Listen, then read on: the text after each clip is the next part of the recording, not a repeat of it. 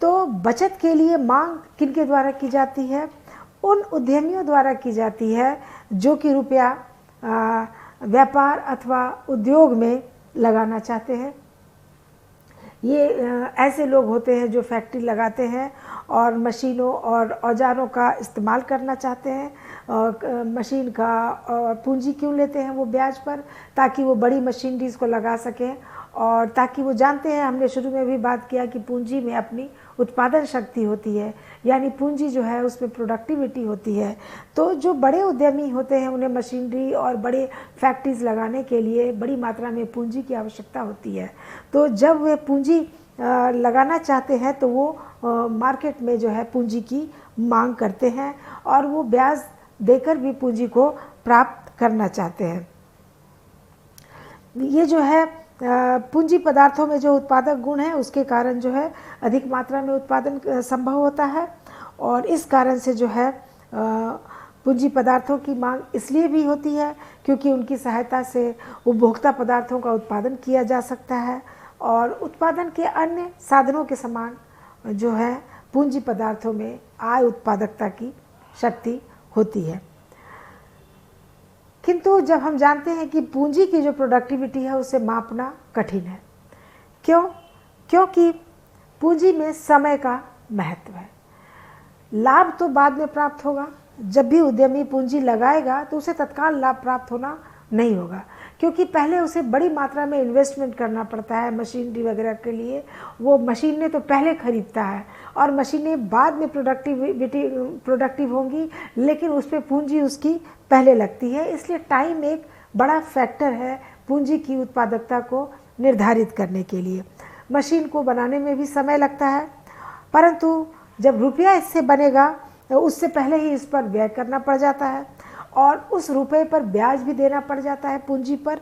तो चूँकि फिर इसके अलावा एक और पक्ष भी है कि मशीन से कई वर्ष तक फिर लाभ लिया जाता है। तो जब उसे मशीन कई वर्ष तक काम करते हैं तो उसकी केवल वर्तमान उत्पादकता का ही नहीं बल्कि समस्त जीवन काल में जो उसकी एक्सपेक्टेड जो लाइफ में पूरे लाइफ पीरियड में जो एक प्रत्याशित उत्पादकता होगी उसकी आय पर भी विचार करना पड़ता है। अर्थात पूंजी की उत्पादकता को माप करना कठिन है। उसमें टाइम जो है फैक्टर वो बहुत ही इम्पोर्टेंट रोल है। पहले भी जबकि मशीनरी को लगा रहे हैं और मशीनरी के लग जाने के बाद तक भी जबकि वो कई वर्षों तक उत्पादक बनी रहती है, तो अर्थात उसको पूरे टाइम पीरियड तक उसका उत्पादकता की गणना या कैलकुलेशन करना पड़ेगा। इसलिए कह रहे हैं कि पूंजी की उत्पादकता जो है उसे मापना कठिन होता है।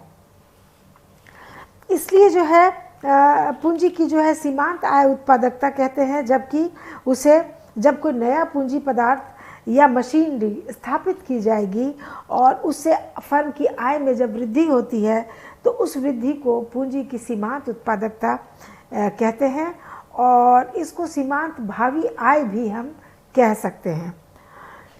जैसे जैसे जो है उद्यमी समस्त प्रकार की अधिक मशीनें लगाता जाएगा तो मशीन की सीमांत आय उत्पादकता घटती जाएगी, क्योंकि जितनी अधिक मात्रा में मशीनें स्थापित होंगी उनसे कुल आय में जो वृद्धि है वो क्रमशः कम होती जाएगी। इसलिए पूंजी की जो सीमांत उत्पादकता वक्र होगा वह बाएं से दाएं नीचे की ओर झुका हुआ होता है। इसको हम लोग इस डायग्राम में देख सकते हैं कि ये जो हम लोगों ने ये आई कर्व बनाया है, यह जो है पूंजी की उत्पादकता वक्र जो है यह जो है एमआरपी जिसे हम कह रहे हैं मार्जिनल जो है हमारा ये एमआरपी, नीचे मार्जिनल रेवेन्यू प्रोडक्टिविटी है हमारा, मार्जिनल रेवेन्यू प्रोडक्टिविटी जो है हमारा वो नीचे की ओर झुका हुआ है बाएं से दाएं। इसे हम इन्वेस्टमेंट डिमांड कर्व भी कह सकते हैं।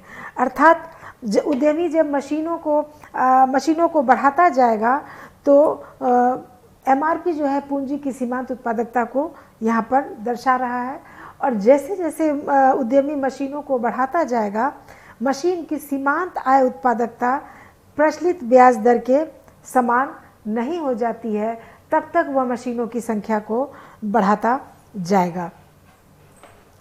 अर्थात ये जो है मशीन की जो है उत्पादकता कम होकर प्रचलित जो यहाँ पर हम लोगों ने देख रहा है rate of interest Y axis पर इस जगह पर शो किया हुआ है कि रेट ऑफ इंटरेस्ट आर क्या है। यहाँ पर आर जो है प्रचलित ब्याज की दर है मार्केट में, और तब तक वह जो है मशीनों की संख्या है, ये सेविंग्स एंड इन्वेस्टमेंट है, ये एन एक्स एक्सिस पर हम लोगों ने दिखाया है कि ये जो है सेविंग्स है, और एन जब आर प्रचलित मात्रा में दर है, ब्याज की दर है आर ओ आर के बराबर, तो हम देख रहे हैं कि वो मशीनों की संख्या तब तक बढ़ाएगा जब तक कि वो उसके बराबर नहीं हो जाएगा, वो है एन। क्योंकि ये एमआरपी जो है हमारा अभी मार्जिनल प्रोडक्टिविटी, अभी हमने कहा कि तब तक नई मशीनों को लगाएगा जब तक कि उसकी सीमांत उत्पादकता प्रचलित ब्याज की दर के बराबर नहीं हो जाती। तो ये हमारी जो है मार्जिनल प्रोडक्टिविटी कर्व है, और यह प्रचलित जो है हमारा रेट है, रेट ऑफ इंटरेस्ट, और ये मशीनों की संख्या उस पर डिपेंड कर रही है। तो यहाँ पर हम लोग देख रहे हैं कि ओ आर जो है वो ब्याज की दर है, ओ एन निवेश या पूंजी की मांग करेंगे ओ आर ब्याज की दर पर, क्योंकि ओ एन पूंजी पर ही जो है वह पूंजी की सीमांत उत्पादकता दर ओ आर है। अतः अगर यहाँ पर हम लोग देखते हैं कि यदि ब्याज की दर जो है पूंजी की मांग बढ़कर यह R1 हो जाए, ब्याज की प्रचलित दर, ब्याज की दर घटकर R1 हो जाए, तो पूंजी की मांग बढ़कर कितनी हो जाएगी, N1 के बराबर हो जाएगी, ON1 के बराबर, क्योंकि ON1 पूंजी की दर पर ही अब जो प्रचलित ब्याज की दर है वह सीमांत उत्पादकता उसके बराबर हो रही है। स्पष्ट है कि जब ब्याज की दर कम होने से पूंजी की मांग बढ़ जाती है, और एमआरपी वक्र को ही यहाँ पर हम लोग मांग वक्र या निवेश के लिए बचतों का मांग वक्र कह सकते हैं, जैसा कि यहाँ पर हम लोगों ने लिखा भी है कि एमआरपी वक्र जो है वही निवेश के लिए जो है बचतों की मांग वक्र है। इसे निवेश मांग वक्र यानी इन्वेस्टमेंट डिमांड कर्व भी हम लोग कह सकते हैं। तो चूँकि ब्याज की दर घटने से पूंजी की जो है ब्याज की दर घटने से निवेश की मांग या पूंजी की मांग बढ़ जाती है, इसलिए निवेश मांग वक्र की ढाल जो है वह बाएं से दाएं, निवेश मांग वक्र है हमारा ये बाएं से दाएं नीचे की ओर होता है, जैसा कि इसमें हम लोगों ने रेखाकृति में शो किया हुआ है। अब जो एक तो ये मांग पक्ष है, और जैसा कि क्लासिकल अर्थशास्त्री कह रहे हैं कि ब्याज की दर निर्धारित होगी मांग और पूर्ति के द्वारा। तो चूंकि अभी हम लोगों ने मांग पक्ष की बातें कर ली, अब दूसरा पक्ष जो है वो बचतों की पूर्ति यानी सप्लाई ऑफ सेविंग्स। तो मांग पक्ष की व्याख्या तो हम लोग कर लें, लेकिन निवेश के लिए किस चीज़ की ज़रूरत होती है, बचत की। तो पूर्ति बचतों की पूर्ति उन लोगों के द्वारा की जाएगी जो अपनी सारी आय का कंज्यूम नहीं करते हैं। यदि बचत करने में कोई कष्ट नहीं होता तो पूर्ति वक्र एक्स के अक्ष एक्सिस के बिल्कुल समान होगी, साथ साथ रहेगी, और जो है परंतु बचत जो है कभी भी बगैर असुविधा के नहीं होता है।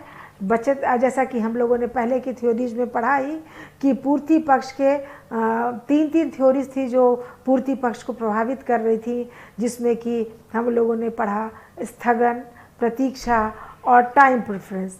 तो ये सभी हैं जो पूर्ति पक्ष को प्रभावित करती हैं, और इसके कारण जो है ब्याज हम लोगों ने पढ़ा कि कभी भी बचत जो है वो सुविधाजनक नहीं होता, उसमें कुछ न कुछ कठिनाई होती है। जो भी व्यक्ति बचत करते हैं तो उन्हें कुछ न कुछ प्रलोभन या पुरस्कार के रूप में देना पड़ता है।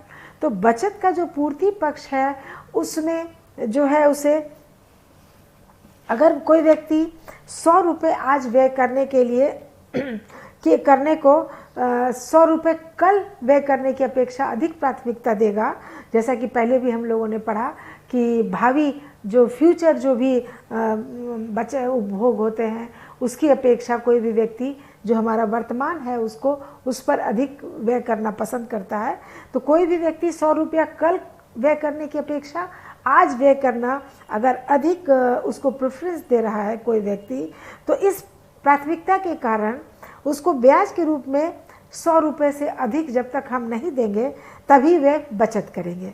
तो मान लीजिए यदि बचत करने के बदले 1 वर्ष बाद 105 रुपये यदि वो चाहते हैं तो उसके टाइम प्रेफरेंस कितना हुआ, 5% हुआ।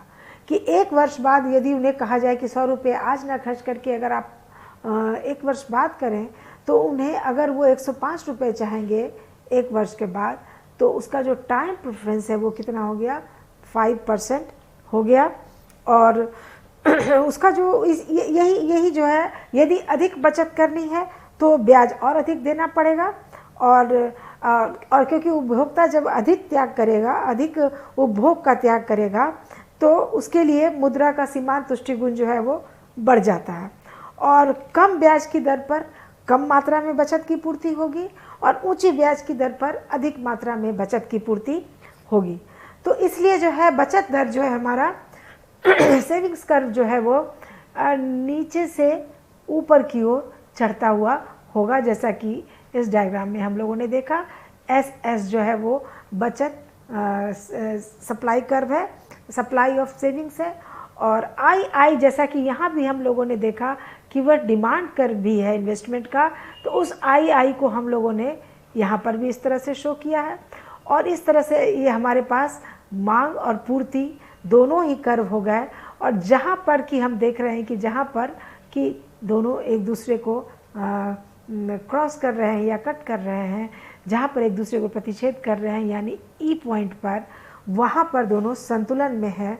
ब्याज डिमांड और सप्लाई दोनों ही जब बराबर हैं तो वो संतुलन में है और वहीं पर जो है रेट ऑफ इंटरेस्ट का निर्धारण हो रहा है। तो इसमें हम लोगों ने ये पता नहीं चल रहा था कि मार्केट में ब्याज की प्रचलित दर आर क्यों है।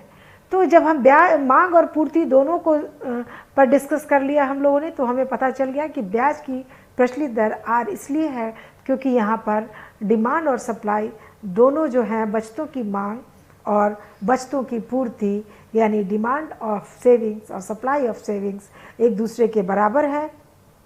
तो यहाँ पर जो है दोनों का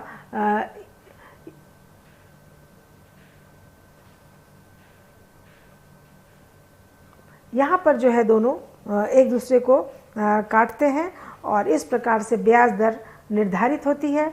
तो हम ये कह सकते हैं कि इसमें ब्याज की दर OR बचत की मांग, OR निवेश पर ब्याज की दर पर बचत की मांग जो है और बचत की पूर्ति ON के बराबर होगी। और ये जो है ब्याज कर प्रतिष्ठित क्लासिकल थ्योरी के अनुसार आप लोगों ने जाना कि किस प्रकार से जो है यह किस प्रकार से ब्याज की दर निर्धारित हो रही है और ब्याज की दर का निर्धारण क्लासिकल थ्योरी के अनुसार किस प्रकार से हो रहा है।